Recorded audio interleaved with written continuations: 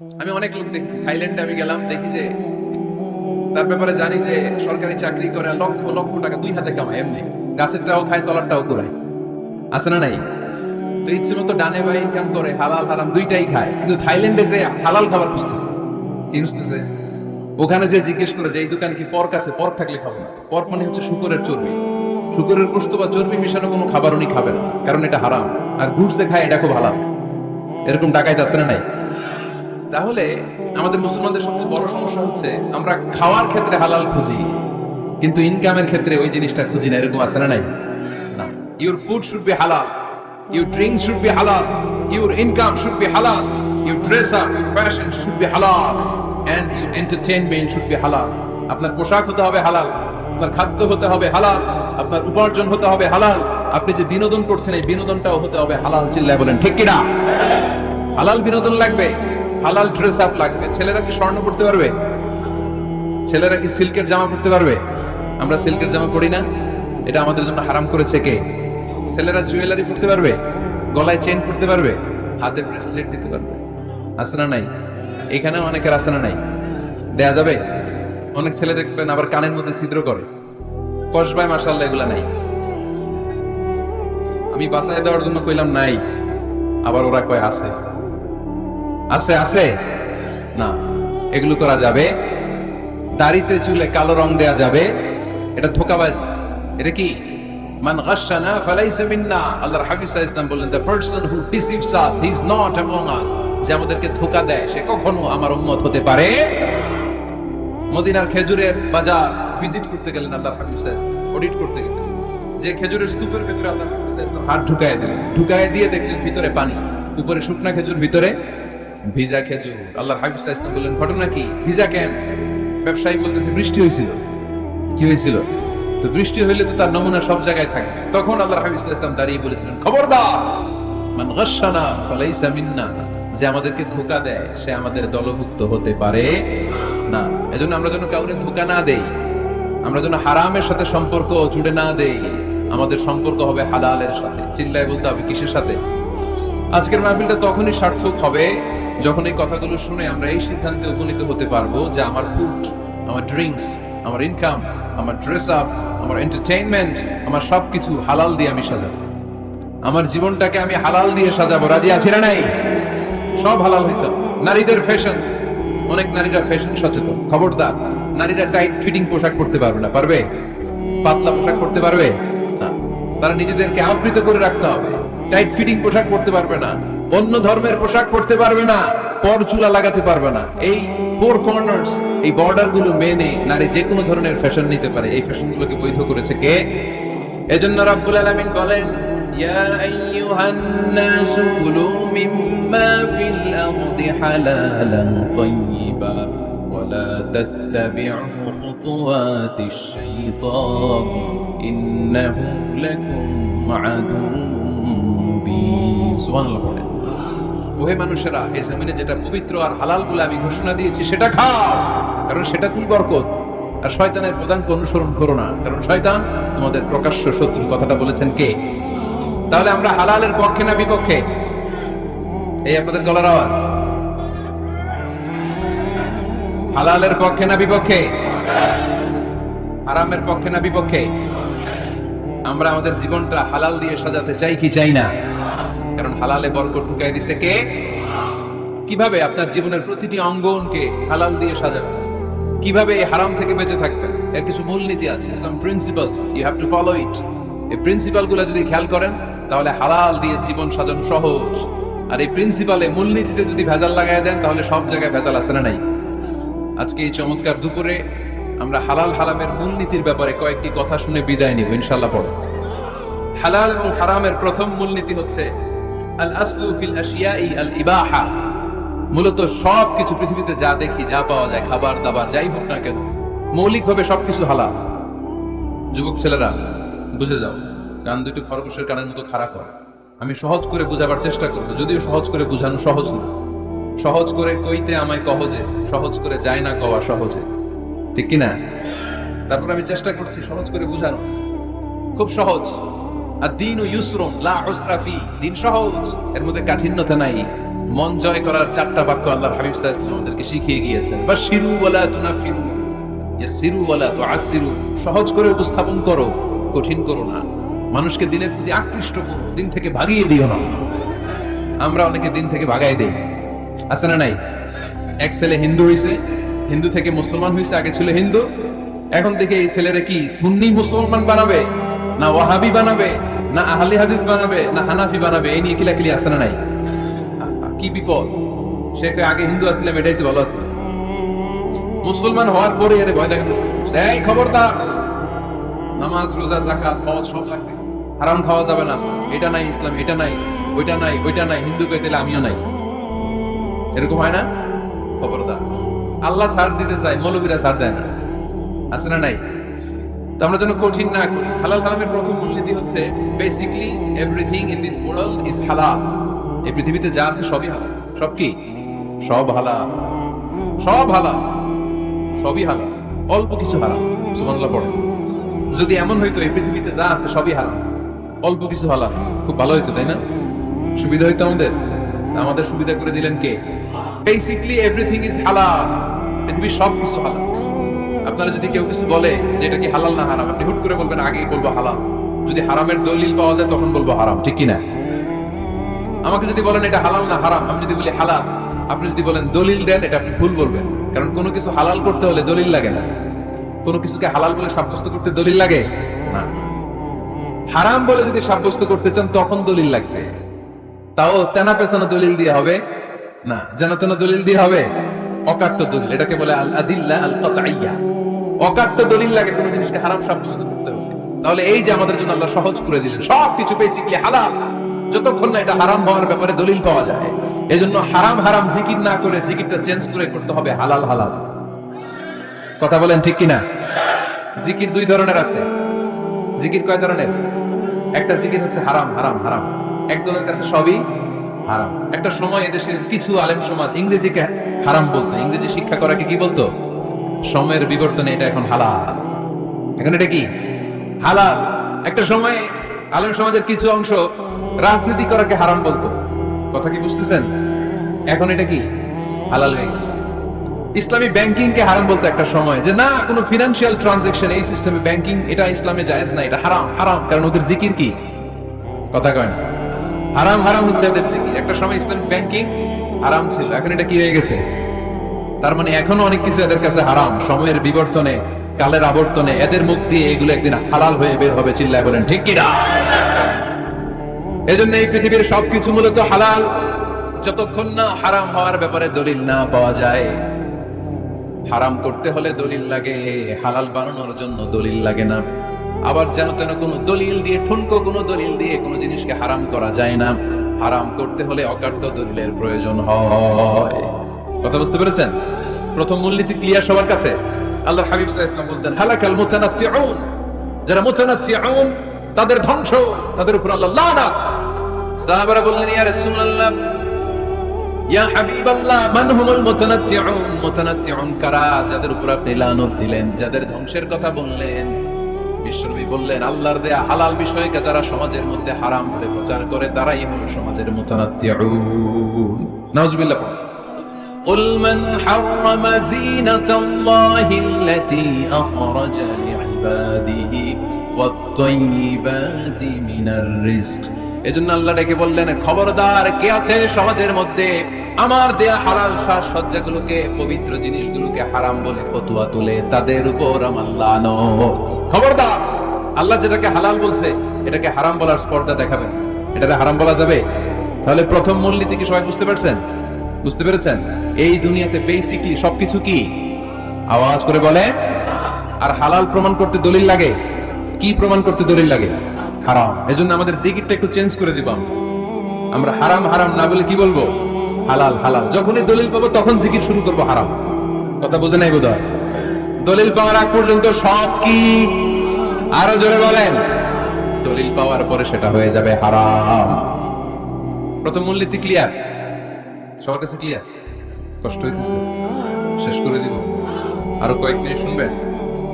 আচ্ছা, দ্বিতীয় মূলনীতি হচ্ছে হালাল হচ্ছে আনলিমিটেড। হালাল কি? কথা বলেন। আনলিমিটেড। আর হারাম হচ্ছে লিমিটেড।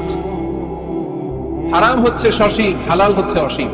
হালাল গুণে শেষ করা যায় না, কিন্তু হারাম গুণে শেষ করা যায়। সুবহানাল্লাহ পড়তে পারলেন না? যদি এমন হইতো হারাম আনলিমিটেড, সবই হারাম, আর হালাল হচ্ছে লিমিটেড, হালাল গুণা যায়, এমন যদি হইতো আমাদের জন্য কঠিন হয়ে যেত না? আমাদের জন্য এটাকে সহজ করে দিলেন কে? দেখেন কোরআনে যত জায়গায় আল্লাহ হালালের ঘোষণা দিয়েছেন, আল্লাহ ব্যাপকভাবে দিয়েছেন। আল্লাহ বলেছেন উহিল্লা লাকুম বাহিমাতুল আনআম, এই পৃথিবীতে যত গবাদি পশু আছে সব খাওয়া হালাল, ইল্লা মা ইউতলা আলাইকুম, তবে হাতে গোনা অল্প কয়েকটা ছাড়া, যেগুলো এখনই তোমাদেরকে তেলাওয়াত করে শোনানো হবে। সুবহানাল্লাহ। আবার আল্লাহ বললেন উহিল্লা লাকুম সাইদুল বাহরি ওয়া তাআমু, সাগরের মধ্যে যত প্রাণী পাওয়া যায়, মাছ পাওয়া যায়, কাঁকড়া পাওয়া যায়, সব খাওয়াকে হালাল করে দিলেন কে? সাগরে যত ধরনের প্রাণী আছে, কাঁকড়া বলেন, তিমি বলেন, যা বলেন, সব হালাল, হাতে গোনা অল্প কয়েকটা ছাড়া। সুবহানাল্লাহ পড়েন। তার মানে যখনই আল্লাহ তাআলা হালালের ঘোষণা দেন, আল্লাহ তাআলা এটাকে ব্যাপকভাবে ঘোষণা দেন, আর যখনই আল্লাহ হারামের ঘোষণা দেন কোরআনের ভেতরে, তখন আল্লাহ গুনে গুনে দেন। কিভাবে দেন? হুররিমাত আলাইকুমুল মাইতাতু ওয়াদ-দামু ওয়া লাহমুল খিনজির ওয়া মা উহিল্লা লিগাইরিল্লাহি বিহি ওয়াল মুনখানিকাতু ওয়াল মাওকুযাতু ওয়াল মুতারাদ্দিয়াতু ওয়ান নাতিহা, গুনে গুনে দিয়েছেন। সুবহানাল্লাহ পড়েন। যখন আল্লাহ বললেন হালাল, তখন বললেন চার পাওয়ালা যত জন্তু আছে হালাল, অল্প কয়েকটা ছাড়া। যখন ঘোষণা দিলেন হালালের, আল্লাহ বললেন সাগরের ভেতরে যত প্রাণী পাওয়া যায় সব খাওয়া হালাল, অল্প কয়েকটা ছাড়া। কিন্তু হারামের ঘোষণা যখন আল্লাহ কোরআনে দিলেন, তখন ব্যাপকভাবে দেয় নাই, গুনে গুনে দিয়েছেন। রক্ত খাওয়া হারাম, মরা প্রাণী খাওয়া হারাম, শূকর খাওয়া হারাম, আল্লাহর নাম ছাড়া অন্য কোনো নামে বলি দেওয়া হয়েছে এরকম প্রাণী খাওয়া হারাম, সিংহের গুতা খেয়ে কোনো প্রাণী মারা গেছে ওইটা হারাম। এরকম গুনে গুনে অল্প কয়েকটা হারাম, বাকি সব কিছুকে আমাদের জন্য হালাল করে দিয়েছে কে? আবার যদি আল্লাহর জিজ্ঞেস করি আল্লাহ কাদেরকে বিয়ে করতে পারবো, আল্লাহ বলবে সবাই বিয়ে করবি। বাংলাদেশের নারীরা বিয়ে করা হালাল, পাকিস্তানের মেয়েদেরকে বিয়ে করা হালাল, সৌদি আরবের নারীদেরকে বিয়ে করা হালাল, এই বাংলাদেশের সিলেটের মেয়েদেরকে বিয়ে করা হালাল, ঢাকার মেয়েদেরকে বিয়ে করা হালাল, চট্টগ্রামের মেয়েদেরকে বিয়ে করা হালাল। হালালের কোনো শেষ নাই। সুবহানাল্লাহ পড়েন। কিন্তু যখন জিজ্ঞেস করলাম তাহলে কাকে কাকে বিয়ে করা হারাম, তখন আল্লাহ গুনে গুনে 14 জনের নাম বলে দিলেন। পড়েন সুবহানাল্লাহ। হুররিমাত আলাইকুম উম্মাহাতুকুম ওয়া বানাতুকুম ওয়া আখাওয়াতুকুম ওয়া আম্মাতুকুম ওয়া খালাতুকুম ওয়া বানাতুল আখি ওয়া বানাতুল উখত। চিল্লায়ে পড়েন আল্লাহু আকবার। যখন হালাল, তখন ব্যাপকভাবে বললেন সব মেয়েদেরকে বিয়ে করতে পারো।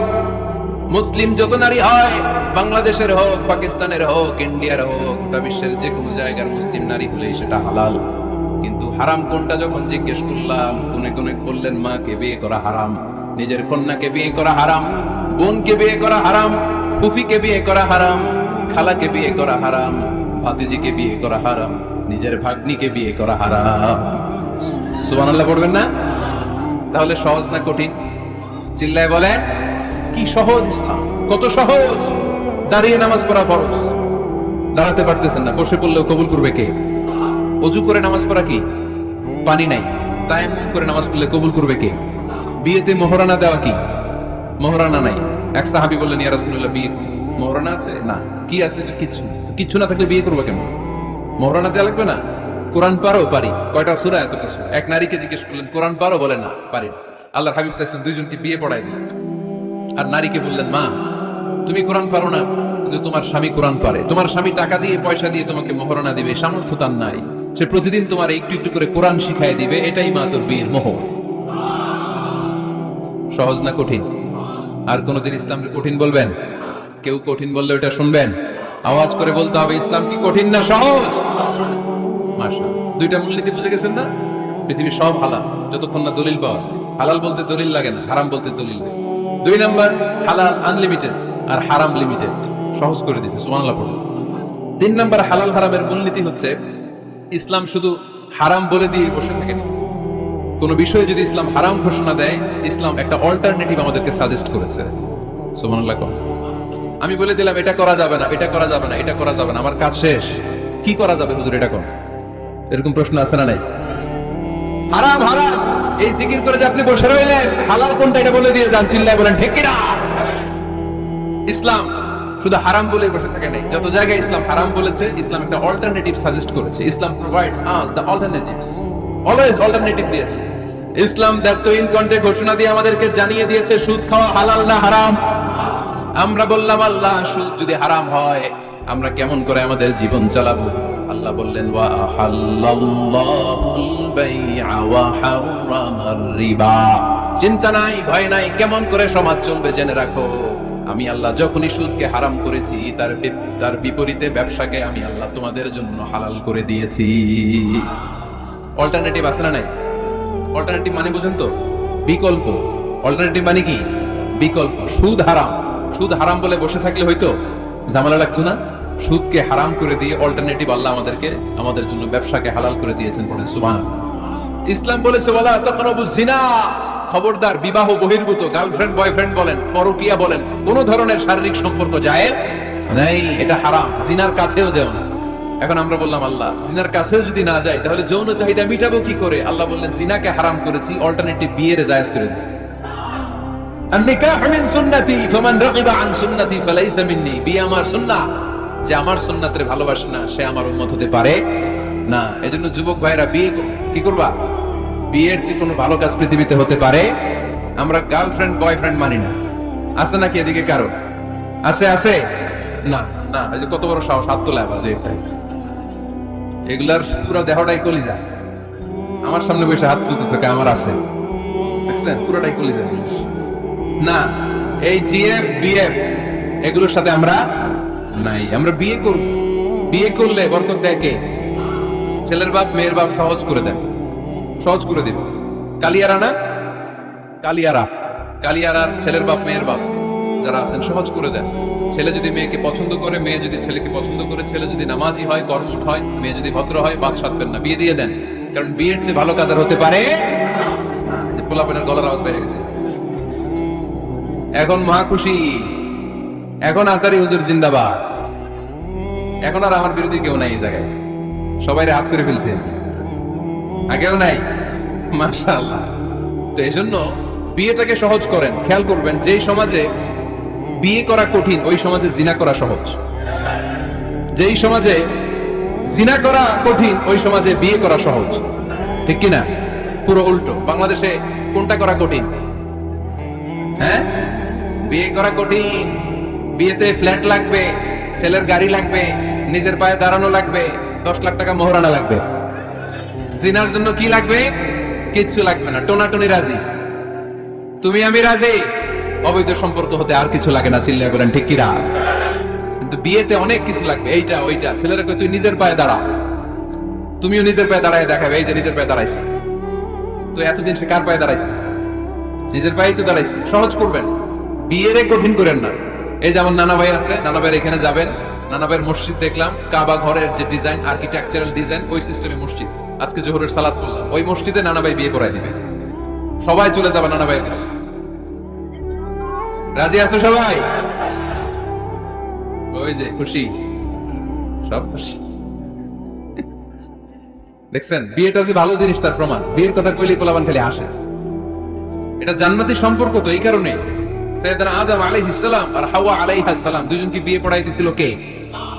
এই দুইজন এমন দুইজন মানব আর মানবী, ওনাদের কোনো শৈশব ছিল না, ওনাদের কোনো কৈশোর ছিল না, যৌবন দিয়েই শুরু। এজন্য আগে আল্লাহ বিয়ে পড়াই দিয়েছে।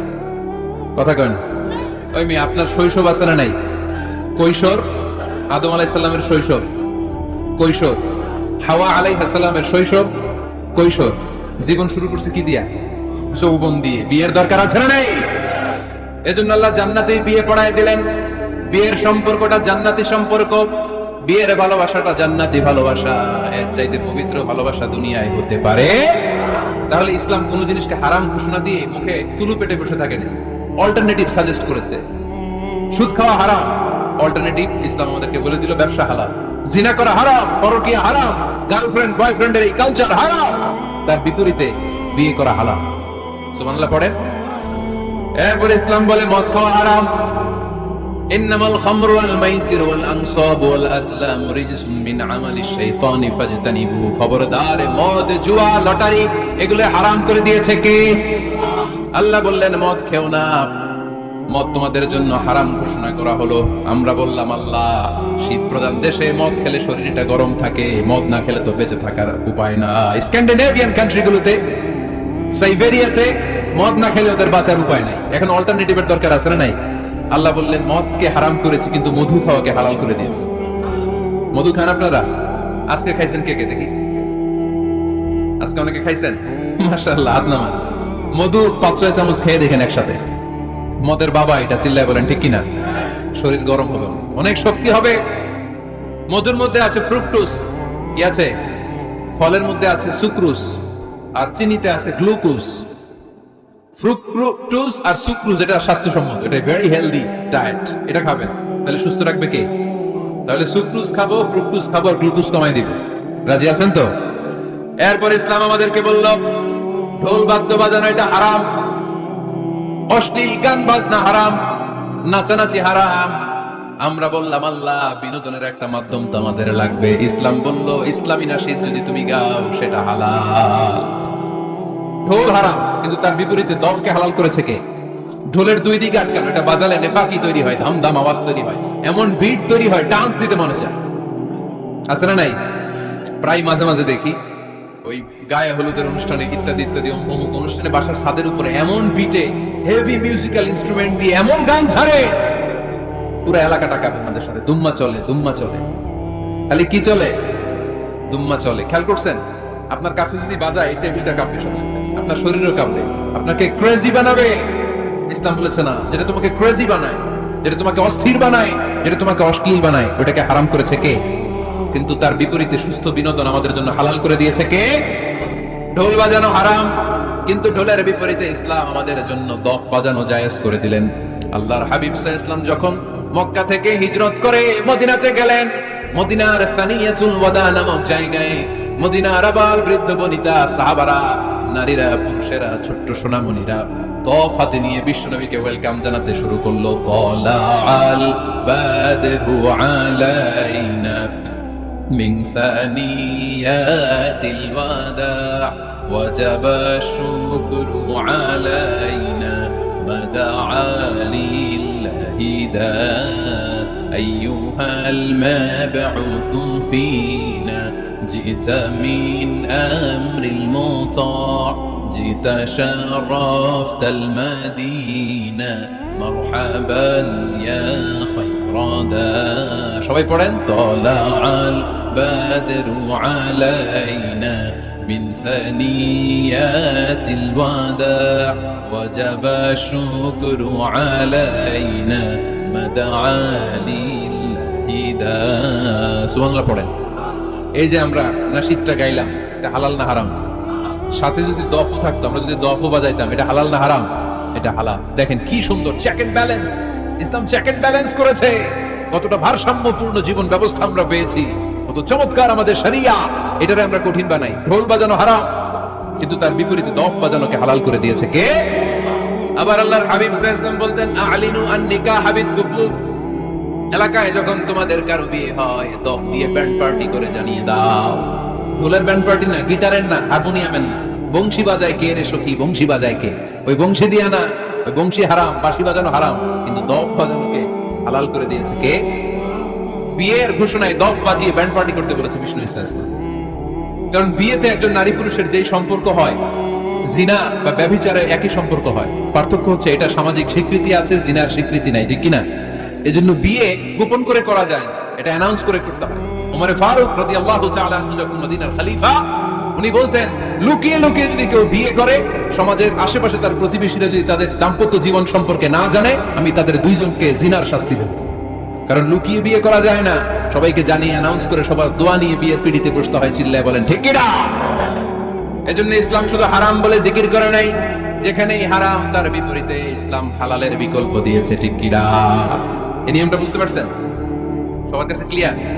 4 নম্বর মূলনীতি হচ্ছে ইসলাম যেই জিনিসটাকেই হারাম বলেছে তার পেছনে লজিক আছে, যুক্তি আছে, কারণ আছে। 3টা কারণ থাকার কারণে কোনো বিষয়কে ইসলাম হারাম বলে। হয়তো সেটা হাবিস, অপবিত্র, যেমন পেশাব পায়খানা খাওয়া যাবে, হালাল না হারাম? কারণ এটা অপবিত্র, ঠিক কিনা? 2 নম্বর হচ্ছে মুদির, এটা ক্ষতিকর। ইয়াবা খাওয়া, তার মধ্যে অনেক লাভ আছে না? হ্যাঁ, গাঞ্জা খাওয়া, সিগারেট খাওয়া, হ্যাঁ, স্মোকিং কজেস ক্যান্সার। ধূমপানে কি হয়? কর্কট রোগ হয়। পৃথিবীতে এই একমাত্র খাবার যেটা টয়লেটে ঢুকে খাওয়া যায়।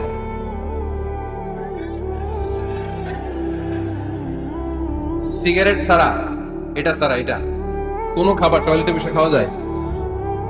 সিগারেটই পৃথিবীর একমাত্র খাবার যেই খাবারের প্যাকেটের উপরে এই খাবারের বদনাম লেখা থাকে। কালিয়ারার বাজারে এক ধরনের বিস্কুট আসছে, মনে করলেন দেখলেন যে বিস্কুটের গায়ের মধ্যে লেখা এই বিস্কিট যেই খাবে তারই ডায়রিয়া হবে। খাবেন?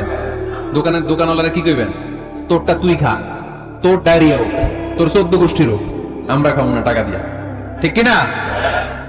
কি আজীব তামাশা। এই সিগারেটের উপরে লেখা এটার বদনাম, যে এটা খেলে কি হয়? ক্যান্সার। এরপরও আমরা খাই। তারপর এটা হয় টোবাকো প্ল্যান্টস থেকে, তামাক পাতা থেকে। কালিয়ারায় তামাকের চাষ হয় নাকি? তামাক পাতা কেউ দেখছেন? এটার আবার বেড়া টেরা লাগে না, কারণ ছাগলেও মুখ দেয় না। কথা কি বুঝতেছেন? তো যে এটা ছাগলেও মুখ লাগাইলো না, আশরাফুল মাখলুকাত হয়ে, আল্লাহর শ্রেষ্ঠ জীব হয়ে আপনি এটা মুখে লাগাইতে পারেন? গোটা বিশ্বে এই ধূমপানের কারণে লক্ষ লক্ষ মানুষ অকাল মৃত্যুতে ঝরে পড়ছে। এটা হালাল না হারাম? কারণ এটা মোদের, এটা ক্ষতিকর। ইসলাম আমাদেরকে মূলনীতি শিখিয়েছে, লা দারারা ওয়ালা দিরা। নিজেরও ক্ষতি করতে পারবা না, অন্যেরও ক্ষতি করতে পারবা না, আইনটা কার? তাহলে কোন জিনিস হারাম হওয়ার পেছনে এক নাম্বার লজিক, সেটা হয়তো অপবিত্র, কিংবা সেটা ক্ষতিকর, অথবা এটার মধ্যে অশ্লীলতা আছে। আওয়াজ করে যুবকরা উত্তর দাও, মোবাইলের ভেতরে পর্নোগ্রাফি দেখা হালাল না হারাম? ব্লু ফিল্ম দেখা হালাল না হারাম? নেকেড ভিডিও দেখা হালাল না হারাম? কারণ এটা অশ্লীল, ঠিক কিনা?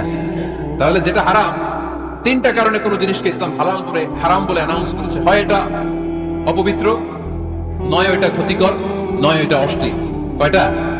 হয় অপবিত্র, অথবা ক্ষতিকর, অথবা অশ্লীল। পৃথিবীতে যত জিনিসকে ইসলাম হারাম বলে ঘোষণা করেছে, তার প্রত্যেকটার মধ্যে তিনটার কোনো না কোনো একটা আছে না নাই? এই তিনটা জিনিস, তিনটার একটা না পাওয়া গেলে কোন জিনিসকে হারাম বলে ঘোষণা দেওয়া যাবে? এরপর ইসলাম আমাদেরকে শিখিয়েছে 5 নাম্বার মূলনীতি, মুকদ্দামাতুল হারামে হারাম। হারামের সূচনাটাও হারাম। কোন বেগানা নারীর দিকে তাকিয়ে থাকা হারাম হওয়ার কথা ছিল না, কিন্তু যেহেতু এই তাকানোটা এক সময় জিনার দিকে নিতে পারে, তাই এই তাকানোটা কেউ হারাম করেছে। কে? আন-নাযার। এই দৃষ্টিটা বড় ভয়ঙ্কর। আল্লাহর হাবিব সাল্লাল্লাহু আলাইহি ওয়াসাল্লাম বলেছেন, আন-নাযার সাহামুন মাসমুমুন মিন সিহামি ইবলিস। এই দৃষ্টি, লাগামহীন দৃষ্টি, শয়তানের বিষ মাখানো তীরবানের মধ্যে থেকে একটা ভয়ঙ্কর তীর। এই তীর দিয়ে শয়তান যুবকদেরকে কাবু করে ফেলে। ডাইরেক্টলি শারীরিক সম্পর্কের দিকে কেউ যায় না। প্রথমে বদনজর, প্রথমে কি কথা কয় না, গলার সাউন্ড এখন কমে আসছে, এখন বিপরীতে ঘা পড়তেছে, তো এখন আর সাউন্ড নাই। প্রথমে শুরু হয় কি দিয়ে? বদনজর, লাগামহীন নজর। তারপরে মুচকি হাসির বিতরণ, চোখে চোখে কথা হয়, আচ্ছা না নাই? হাসি বিতরণ হয়, মোবাইল নাম্বার আদান প্রদান হয়, ফেসবুকের আইডি শেয়ার হয়। তারপরে রাত জেগে কম্বলের নিচে চ্যাটিং ফ্যাটিং আছে না নাই? তারপরে চলে আসে 14ই ফেব্রুয়ারি, বিশ্ব বেহায়া দিবস। ঠিক কিনা? দেখছেন ধাপগুলো, দেখছেন স্টেপ বাই স্টেপ আরামের দিকে। এরপর অবৈধ দৈহিক সম্পর্কের দিকে যায়। আল্লাহ এই গজব থেকে তুমি আমার ছেলেদেরকে বাঁচাও, আমার দেশের মেয়েদেরকে বাঁচাও, চিল্লা করে না আমিন। তাহলে শুরু হয়েছিল কি দিয়ে? কি নজর? কি নজর? বদনজর। এটা দিয়ে শুরু, জিনা দিয়ে শেষ। এজন্য ইসলাম বলে মুকদ্দামাতুল হারামে হারাম, মা ইউআদ্দি ইলাল হারাম ফাহুয়া হারাম। যেটা হারামের দিকে তোমাকে ধীরে ধীরে গ্রাজুয়ালি পৌঁছে দিবে, ওটাকে হারাম ঘোষণা করেছে কে?